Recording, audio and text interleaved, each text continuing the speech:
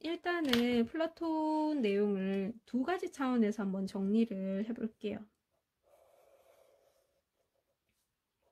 첫 번째, 그의 세상을 바라보는 관점, 세상을 바라보는 세계관입니다. 그의 세계관을 우리는 뭐라고 얘기하냐면 세계가 두 가지 차원으로 이루어졌대요. 두 가지 차원.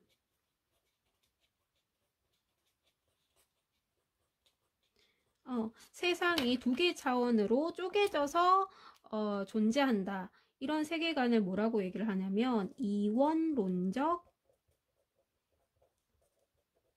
세계관이라 그래요. 이원론적. 그럼 우리가 지금 살고 있는 여러분들 이 영상을 보고 있는 이런 세계, 눈에 보이고 들리는 이런 세계를 뭐라고 하냐면 현상계 라고 하고요. 그 다음에 완벽한 세계, 우리가 이상적인 세계를 뭐라고 얘기하냐면 이건 특이한 단어예요. 이데아계라고요. 이데아계라고 합니다. 쉽게 얘기해서 현상계는 지금 현실 세계, 이거는 이상세계, 이상적인 세계다 보니까 그 특성이 어떨까? 변할까? 변하지 않을까? 불변하고, 그 다음에 완전하고 완벽하고, 완벽하다라는 표현이 더 맞을 것 같아요. 완벽하고, 그 다음에 영원한 세계가 있다. 그 다음에 이 둘의 관계가 약간 조금 특이해요. 뭐가 먼저 생겨났을까? 뭐가 먼저 있었을까? 이게 먼저 있었대요. 이것의 모습을 이게 따라한 거래요. 이게 진품이면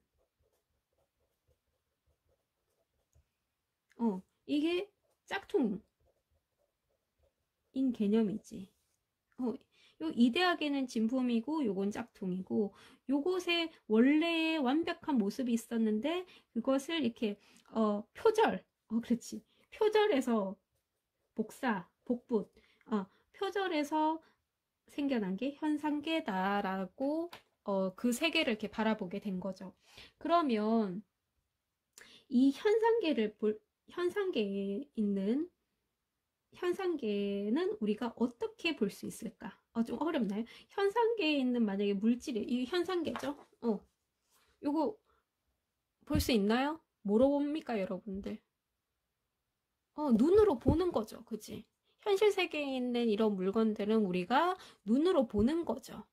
그치? 만져지고, 그 다음에 느끼고, 냄새 맡고, 그치?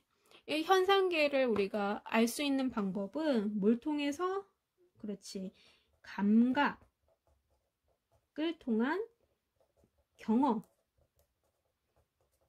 그렇기 때문에 여러분들이 보기에는 이게 예쁜가요? 선생님 보기 예쁘지 않다고 생각해요. 그러니까 무슨 말이냐면 이 감각과 경험을 통해서 볼 수 있는 세계는 사람마다 다르고 변하고 변하기 때문에 불완전하다라는 거지. 그죠? 다 육체에서 비롯되기 때문이다. 이런 얘기를 합니다.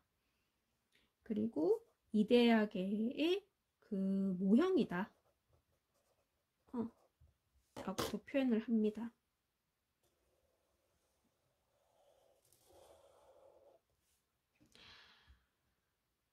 그러면 이데아계는 우리가 어떻게 알 수 있을까? 어떻게 인식할 수 있을까? 우리가 가지고 있는 뭘 통해서? 인간의 능력, 인간이 생각할 수 있는 능력, 옳고 그름을 판단할 수 있는 능력을 뭐라고 할까요? 맞아요. 이성입니다. 이성을 통해서 우리가 곰곰이 생각하는 거를 두 글자로 뭐라고 할까요? 사유라고 해요.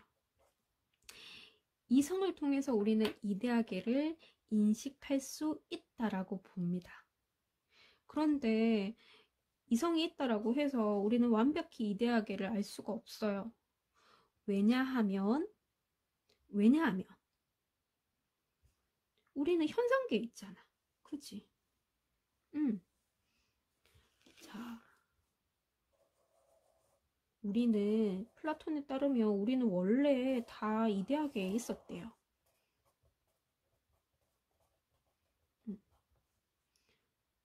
어떤 상태로? 영혼의 상태로. 육체가 없는 영혼의 상태로 우리는 이데아계에 다 이렇게 살고 있었대. 이데아 속에서 우리는 이성을 통해서 완전히 100% 진리를 알 수가 있었대요. 참된 진리를 알 수 있었대요.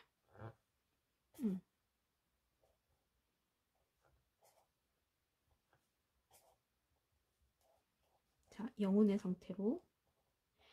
그런데 이 영혼의 상태였다가 이제 현상계로 오면서 뭘 쓰게 되었냐면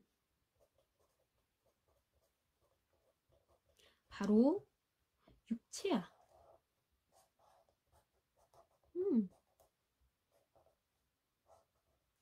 근데 표정이 얘들처럼 밝지가 않고 울고 있어. 왜냐면 이 나를 둘러싼 이 육체가 육체 안에, 그렇지, 육체 안에 영혼, 이성이 갇혀 있어서 완벽하게 이 이데아계의 그런 참된 진리를 완벽하게 100% 알 수 없는 거야. 불완전하게 알 수 불완전하게밖에 알 수 없는 거지. 그치? 여기는 우리 참된 진리가 존재하는 그런 세계. 그리고 이게 짝퉁이면 이게 뭐라 그랬죠? 그치? 원형. 그치? 진리 원형을 담고 있다라는 거지. 진품.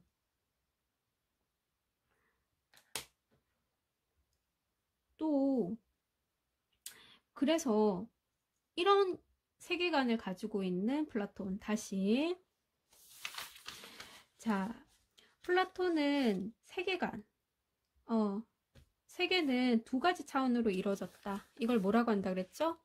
무슨론적 세계관? 이원론적 세계관. 그렇지. 우리가 살고 있는 현실의 세계를 현상계라고 하고 이상세계를 무슨 계? 이데아계라고 했죠. 현상계에 있는 우리 현상계를 우리는 어떻게 알 수 있을까? 그렇지. 감각과 경험을 통해서 알 수 있기 때문에 감각이 사람마다 다 다르듯이 변화하고 불완전하고 육체의 영향을 많이 받아서 순수하게 진리를 깨닫는 데는 역부족이다라는 거지. 그치?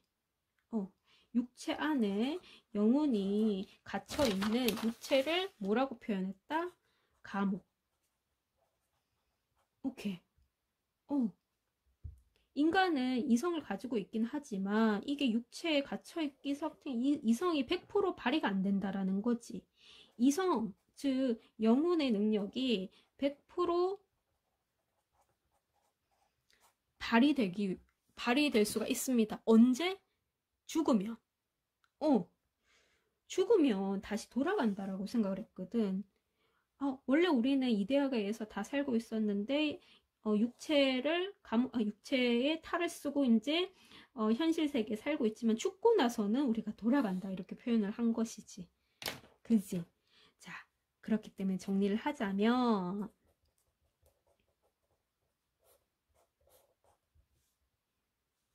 자, 죽음이라는 건 뭐다?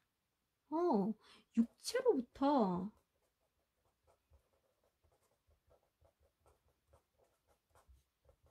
영혼이 해방되는 것이다. 뭐가? 영혼이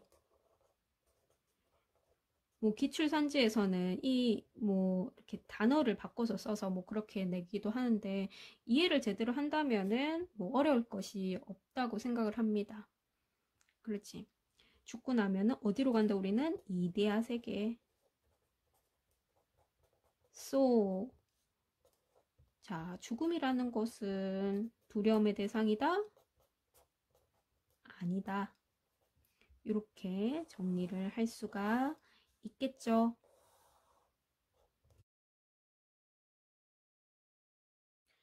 그러면 서양의 죽음관 중에서 에피쿠로스의 죽음관 같이 필기하면서 정리를 해볼게요. 여러분들 할 수 있습니다. 에피쿠로스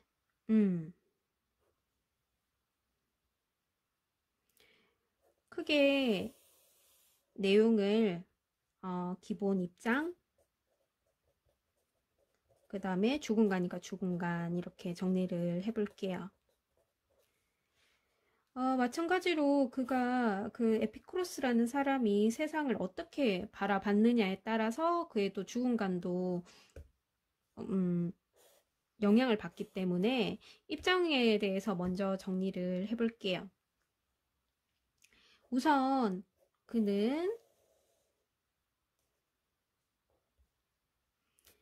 세상에 대한 관점, 세계관이라고 하겠죠. 그 다음에 이 사람 지금 어느 과목에서 배우고 있나요, 여러분들? 그렇지, 생륜, 그렇지, 윤리. 그의 윤리관. 윤리 혹은 진리에 대한 관점. 이렇게 두 가지로 정리를 해볼게요. 그는, 에피쿠로스는 세상은 다 이걸로 만들어졌다. 다. 오케이. 물질로 이루어졌다. 물질로만 이루어졌다.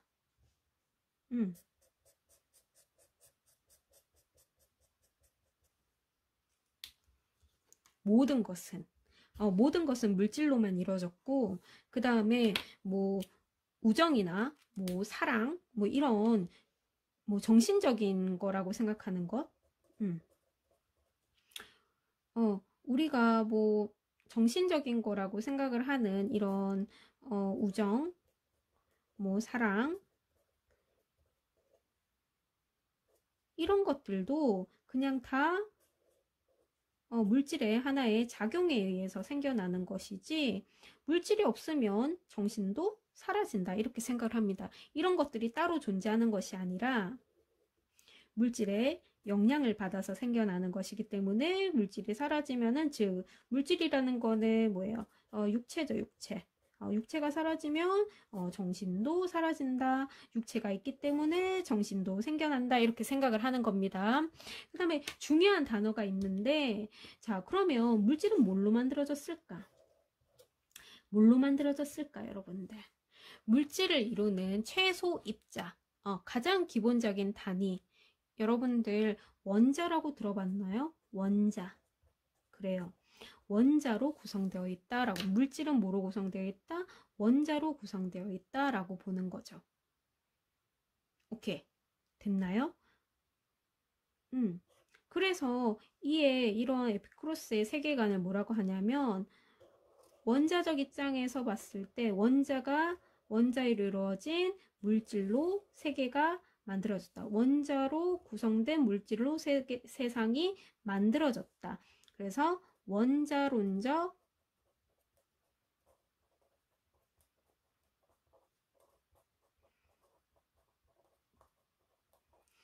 자, 단어가 굉장히 낯설긴 하지만 뜯어보면은 뭐 어렵지 않습니다. 세상은 원자로 이루어졌다. 그렇지. 원자로 구성된 이 물질로 만들어졌다. 그래서 원자론적 유물론이라고 합니다. 다시 돌아가서, 그러면 얘들아, 이 세상이 물질로 이루어졌다라고 하는데, 그러면 세상을 알기 위해서는 우리는 어떤 방법을 써야 될까? 자, 이게 보입니까? 보이죠? 세상을 구성하는 물질 중에 하나죠? 이거 보고 있는 거죠. 본다.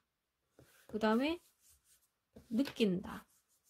만진다, 냄새 맡는다. 그래서 우리는 세상에 존재하는 물질을 알 수 있는 거죠. 에피쿠로스는 이런 얘기를 해요. 같이 한번 적어 볼게요. 경험할 수 있는 것만 우리는 알 수 있다.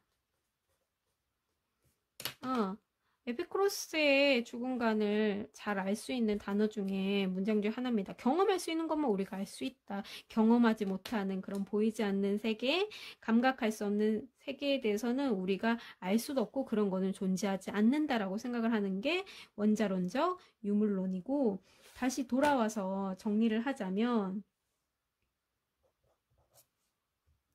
세상은 물질로 이루어졌고 그 물질을 구성하는 최소 입자는 원자이다. 그러면 이 물질을 알기 위해서는, 우리가 세상을 알기 위해서는 우리가 가지고 있는 능력 중에서 어떤 능력을 발휘해야 된다? 그렇지. 느낌, 감각을 통한, 그렇지, 경험.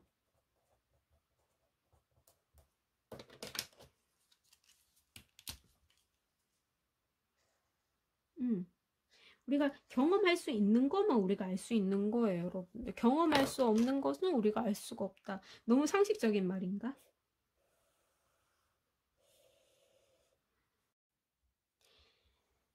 세계관, 에피쿠로스는 원자론적 유물론적 입장, 말이 정말 싫죠. 그죠? 이런 단어가, 여러분들.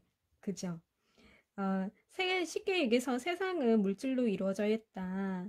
그리고, 정신적인 거라고 생각을 하는 것도 따로 존재하는 것이 아니라, 뭐의 산물이다? 그렇지. 육체의 산물이다. 그리고 물질을 구성하는 최소 근본적인 입자가 있는데, 그것이 원자이고, 원자가,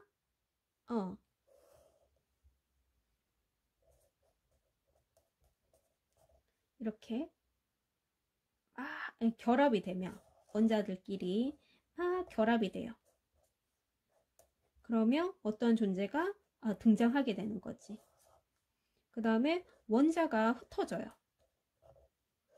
원자가 흩어져서 사라지면은 이 존재가 죽음이라고 표현을 할 수가 있겠죠.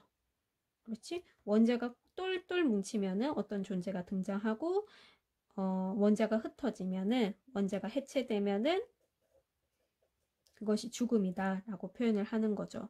그 다음에 에피쿠로스가 윤리적으로 옳고 참된 진리는 무엇인지에 대해서 몇 가지 간단한 것만 정리를 할게요. 여러분들 그것도 다 여기랑 연결이 됩니다. 물질은 뭘 통해서 알 수가 있습니까? 우리가 가지고 있는 능력 중에서 감각과 경험을 통해서 알 수가 있겠죠. 그러면 바로 이게 넘어갈 수가 있습니다. 무엇이 옳은 건가? 그렇지. 감각과 경험, 물질을 우리가 어떻게 알 수 있다? 감각과 경험을 통해서 알 수 있다라고 했는데, 그러면 윤리, 즉 참된 진리라는 거는 즐거운 감각과 혹은 즐거운 경험을 할 수 있는 것이, 이게 옳은 것 아닌가? 맞죠? 논리가 계속 연결이 되잖아요. 그죠? 물질을 파악할 수 있는 우리의 감각과 경험이고, 그럼 무엇이 옳은 것인가? 그렇지. 우리한테 즐거운 경험과 감각을 줄 수 있는 이것이 옳은 일이다. 그러면 얘들아, 즐거운 감각과 경험을 줄 수 있는 거, 이거를 두 글자로 뭐라고 할까? 맞아요. 쾌락이죠. 쾌락의 상대적인 개념을 뭐라고 할까요? 고통이죠. 됐습니까? 쾌락하면 왠지 여러분들 뭐야 쾌락은 말은 쾌락이긴 하지만, 여러분들 우리가 육체를 통해서 얻는 그런 쾌락도 있을 테고, 그 다음에 열심히 여러분들 지금 공부를 해서 얻는 그런 정신적인 쾌락도 쾌락이겠죠. 육체의 쾌락은 없애버리고 정신적인 쾌락만 추구해, 이것 아닙니다.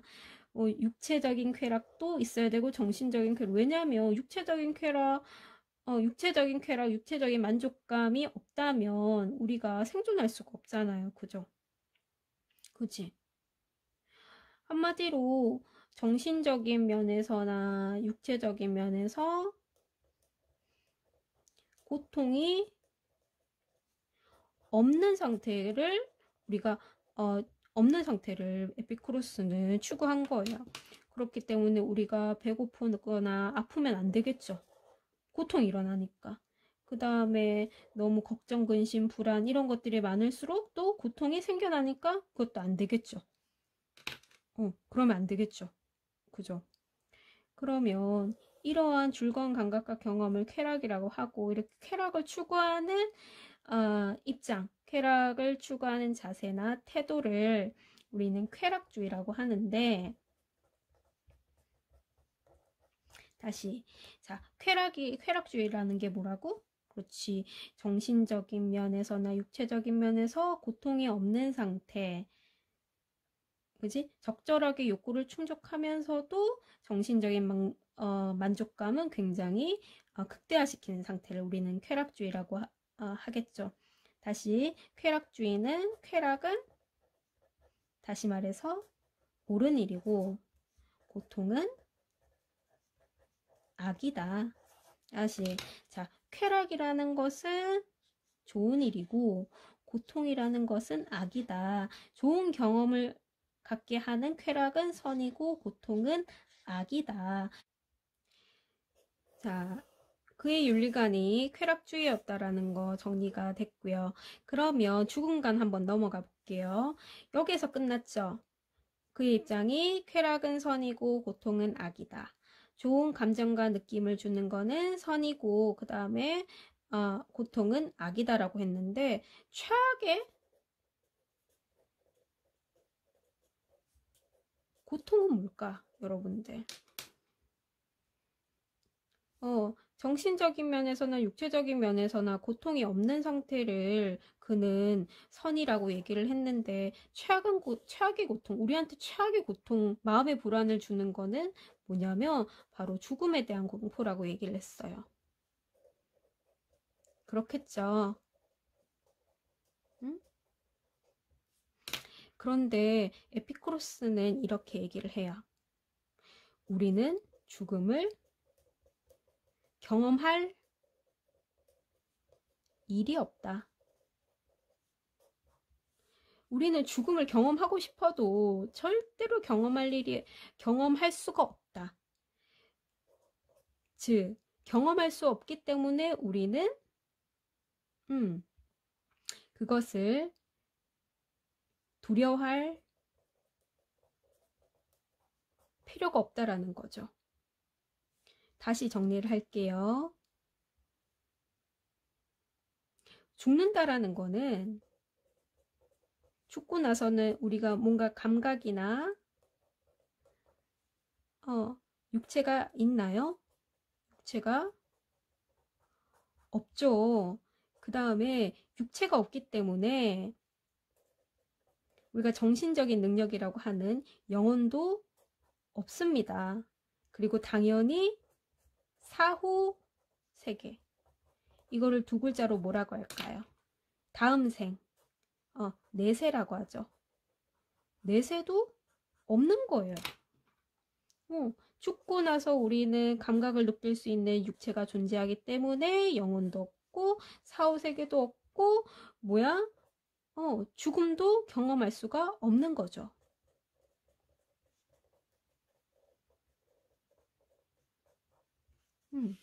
이 논리입니다. 그렇기 때문에 죽음은 공포의 대상이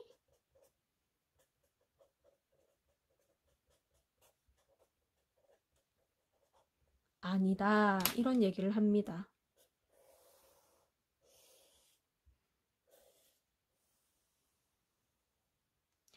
에피쿠로스는 이렇게 얘기를 해요. 우리는 살면서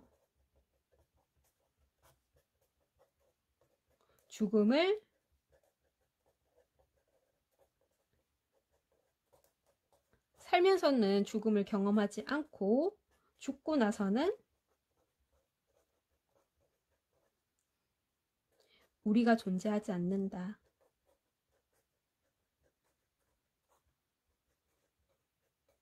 이 말의 뜻이 뭘까요, 여러분들? 살면서 죽음을 경험하지 못하니까 우리는 죽음을 만날 일이 없죠. 그치? 그런데 죽고 나서는 뭐야? 우리 육체가 존재하기 때문에 우리는 죽음을 경험하려 할 수가 없다. 그렇기 때문에 우리는 경험하지도 못할 그런 죽음에 대해서 미리 공포감을 가지고 있는 거는 그건 굉장히 어리석은 짓이고, 그런 행동은 굉장히 어리석은 행동이라고 얘기를 하는 거죠. 그래요. 여러분들, 우리, 에피크로스 죽음감 경험할 수 있는 것만 알 수 있고, 입장 두 가지. 원자론적 유물론 입장에서 유물론가, 그 다음에 그가 쾌락주의 입장이고, 쾌락주의 입장이라는 거 정리가 됐고요. 그 다음에 죽음은 경험할 수가 없는 일이기 때문에 우리가 죽음의 공포를 느끼는 거는 어리석은 행동이다 라는 것까지 한번 정리를 해봤습니다.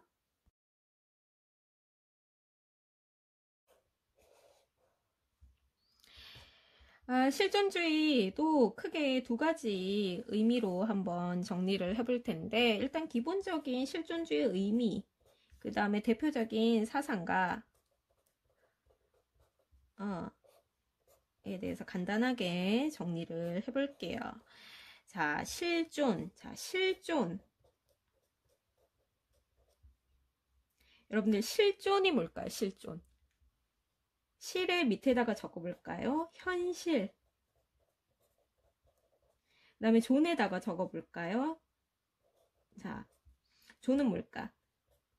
존재. 존재라는 거는 뭐죠? 여러분들, 여기 있다라는 거죠. 누가? 나. 그지? 실존이라는 거는 현실에 존재하는 여기 있는 나. 개인을 뜻합니다. 이게 실존주의예요. 그죠? 왜 이런 얘기를 했을까?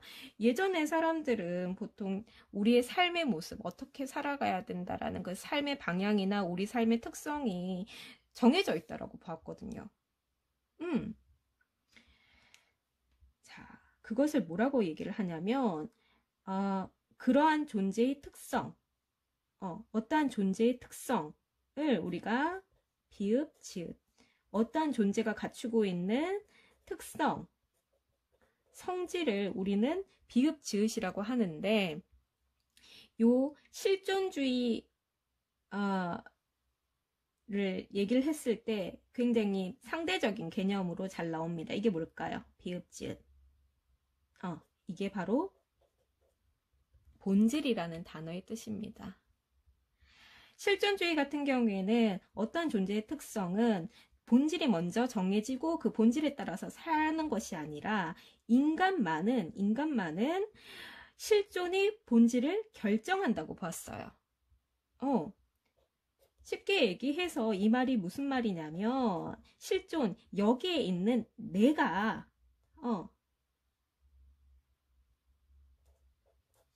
나의 삶은 본질에 의해서 따라가는 것이 아니라 본질에 의해서 규정되고 정해지는 것이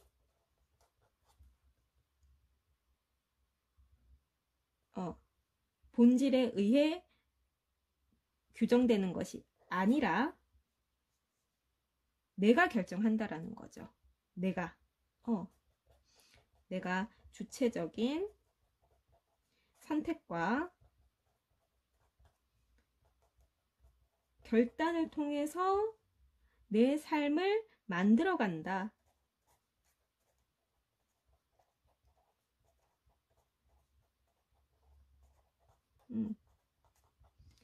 내 삶의 모습, 나의 본질은 이 실존의 선택에 의해서 결정이 된다라는 거죠. 순서가 이렇게 되는 거죠.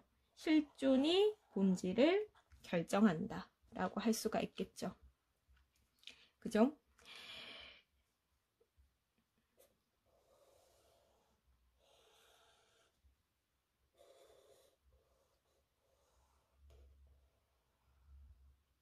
한마디로 여러분들 실존주의는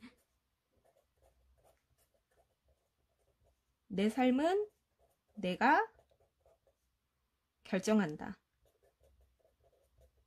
내가 스스로 선택한다. 그렇게 살겠다라는 주장이겠죠.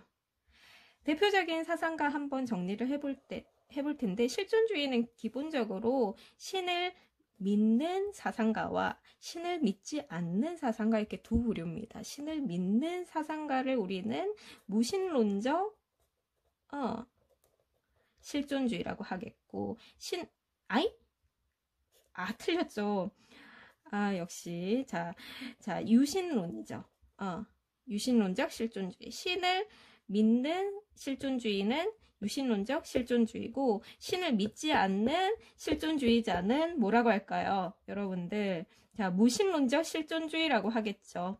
그죠? 대표적으로 오늘 다 하진 않겠지만 뭐 그냥 적어는 볼게요. 여러분들, 대표적으로 신을 믿는 실존주의, 키에르 케고르.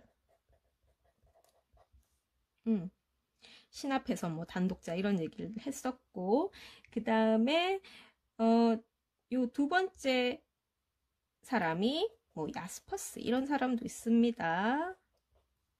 뭐 신을 믿는 뭐 초월자, 초월자가 우리에게 한계사항을 부여를 했고,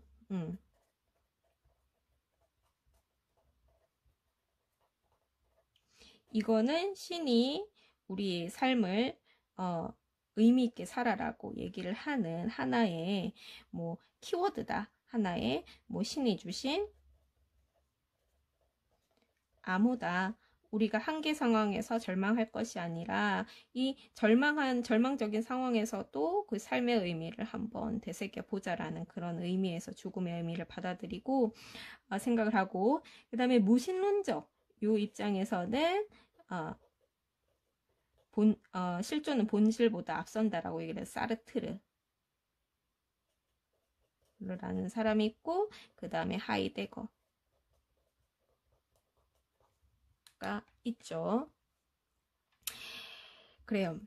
굉장히 계속 쩝쩝거리는 것 같은데, 선생님 지금 영상을 봅니다. 굉장히 쩝쩝거리더라고요. 자, 물을 조금. 그래요. 하이데거 이런 실존주의 입장에서 죽음간 당연히 죽음에 대해서 어떻게 생각을 할까? 여러분들 한번 생각해 봤나요? 그래요. 죽음간도 이렇게 두 가지로 나눠볼까? 얘들아, 누가 죽을까? 죽는다라는 건 어떤 존재가 죽을까? 맞아요. 인간도 죽어요. 인간은 죽죠, 당연히. 그리고 동물도 죽어요. 그런데 죽음에 대해서 알고 있는 나라는 존재가 죽는다라는 것을 아는 존재는 누구밖에 없을까? 죽음에 대해서 고민하는 존재는 오직 인간만 죽음에 대해서 인식하고, 그래서 삶에 대해서 유한한 삶을 어떻게 살아가야 되는지에 대해서 나름대로 고민하는 존재는, 죽음에 대해서 고민하는 존재도 인간뿐이겠죠. 그죠? 요런 키워드로 조금 선지가 출제가 되더라고요. 그죠? 뭐 그렇게 어렵진 않고, 그 다음에 죽음간 하면서 하이데거는 이런 얘기를 합니다. 실존이라는 말을 하잖아요. 그죠? 여기에 있는 현실에 존재하는 나를 실존이라고 하는데, 하이데거 특유의 키워드를 얘기를 합니다. 같은 말이에요. 실존이라는 말과 현존재라는 말을 합니다. 현존재. 별표 하나 칠까요? 마찬가지로 현실에 있는 존재. 현실을 여기에 있는 나, 현존재, 바로 개별적인 인간을 뜻하는 거겠죠.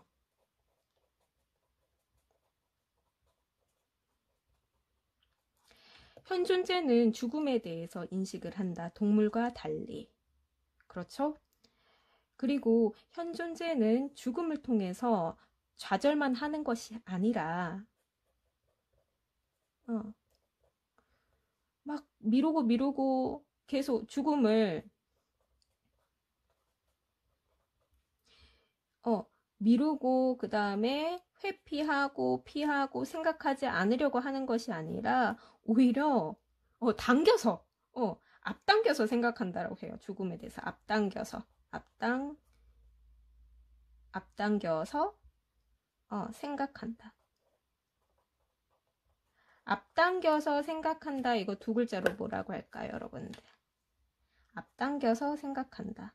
먼저 앞당겨서, 굳이 지금 죽을 상황도 아닌데 죽음에 대해서 먼저 생각한다라는 거죠. 이걸 뭐라고 하냐면 선구라고 합니다. 선구. 죽음에 대한 선구.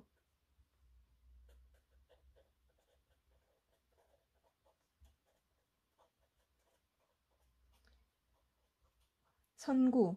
그 다음에 나는 죽는다. 언젠가는 죽을 존재다. 죽음을 자각한다. 비슷한 말로 죽음을 직시한다. 혹은 죽음에 직면한다. 직면해서 한번 생각해 본다. 이런 자세가 중요하다라는 거죠. 앞서 얘기했듯이 우리가 죽지 않는다면 영원한 삶과 그 다음에 유한한 삶, 이거 죽음이 있는 삶이죠. 이 둘 중에서 어느 쪽이 우리의 삶을 더 의미 있고 가치 있게 살게 할까? 바로 우리가 언젠가는 죽을 수 있는 삶을 산다라는 것. 그러면 이 삶을 그냥, 맞아요, 영원한 삶을 산다라고 얘기를 한다면 선생님 여기서 지금 영상 촬영도 안 할 것 같아요. 그죠? 내일 해도 되고 1000년 뒤에 해도 되잖아요. 1억년 뒤에 해도 되고. 굳이 지금 해야 되는 이유는 바로 그렇죠. 이런 역량과 여기에 대해서 역량이 있을 때 그렇죠.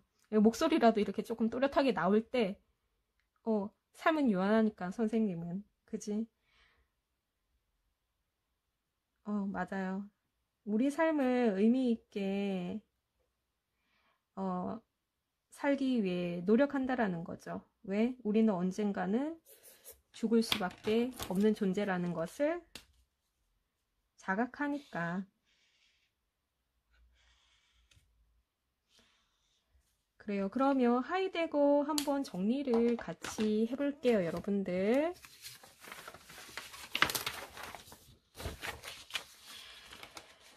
자, 하이데거입니다. 하이데거의 죽음관을 알기 위해서는 기본적으로 그의 실존주의적인 입장에 대해서 알아야 됐고, 실존주의 하면서 선생님은 의미와 사상과 구별을 했고, 실존의 의미는 뭐라 그랬죠? 그죠? 여기 현실에 존재하는 나. 그리고 삶의 특성을 우리는 어떤 그 존재가 가지고 있는 특성을 본질이라고 했는데, 실존주의 같은 경우에는 예전 사상가는 본질이 먼저 규정이 되고 거기에 따라서 우리는 살아야 된다라고 얘기를 했다면, 아니다, 우리는 실존이 우선이다. 우리가 여기 있다라는 것 자체가 중요하고 그 실존이 나의 그 각자 개개인의 삶을 구체적이고 개별적이고 주체적인 삶을 만들어가며 그 이후에 우리의 특성, 즉 본질이 결정이 된다라고 얘기를 하는 거죠. 그죠? 나의 삶을 본질이 이미 미리 규정되어 있다? 아니다. 주체적인 삶과 결단, 하는 이 실존의 선택을 통해서 우리의 본질은 만들어가는 것이다. 이렇게 얘기를 했고, 실존주의 같은 경우에는 신을 믿는 실존주의자와 신을 믿지 않는 실존주의자 두 개로 나누고, 신을 믿는 실존주의자를 유신론적 실존주의라고 하고, 신을 믿지 않는 실존주의를 무신론적 실존주의자라고 얘기를 했죠. 여기까지는 알 필요가 없습니다. 여기는 윤사 쪽이기 때문에 그 중에서 뭐 기출에서는 뭐 야스퍼스, 뭐 하이데거 이렇게 얘기를 하고 각각 한계 상황이라는 키워드 야스퍼스는 얘기를 했고, 그다음에 이것은 신이 준 일종의 뭐 암호다. 한계 상황이라는 것은 우리가 가장 어려운 상황, 가장 절망적인 상황이 신에 의해서 주어졌고, 예를 들어서 죽음이라든지 질병이라든지 그런 것들을 우리에 닥쳐왔을 때 우리 삶에 대해서 한번 되돌아보고 생각해 본다라는 거겠죠. 그러면서 삶의 의미를 한번 주체적으로 생각을 한다라는 거고, 그 다음에 이렇게 봤을 때 하이데거의 죽음과는 기본적으로 자 죽는다. 자 죽는 존재는 누구와 누구가 있죠? 인간과 동물이 있겠죠. 하지만 죽음에 대해서 깨닫고 내가 언젠간 죽을 존재니까 내 남은 삶을 열심히 한번 의미 있게 살아봐야 되겠다. 이렇게 죽음에 대해서 성찰하는 존재는 누구밖에 없다? 자, 인간밖에 없다라는 거죠. 동물은 그런 것들 하지 않는다라는 거죠. 그죠? 그리고 하이데거의 그 실존주의자로서 계속 나오고 있는데, 실존이라는 의미를 자신만의 용어로 현존재라는 용어를 쓰고, 그다음에 현존재는 실존의 의미랑 거의 비슷합니다. 현실역에 있는다. 그지? 가장 개별적이고 주체적인 인간을 현존재라고 얘기를 합니다. 그리고 죽음이라는 것은 뭐 하기 싫은 일이긴 하지만 우리는 미루지 말고 오히려 앞당겨서 생각하라. 앞당겨서 생각하라 선생님 두 글자로 뭐라고 한다 그랬죠? 시옷 기획이죠. 선구입니다. 선구. 죽음에 대해서 선구 미리 생각해보고 자각하고 직시하고 직면한다면 우리는 이것이 삶에 대해서 바르게 죽음에 대해서 바르게 성찰하는 것이 오히려 내 삶의 의미를 더욱더 가치 있게 만들어줄 수 있다라는 그의 주장. 여기까지 하이데거였습니다. 여러분들.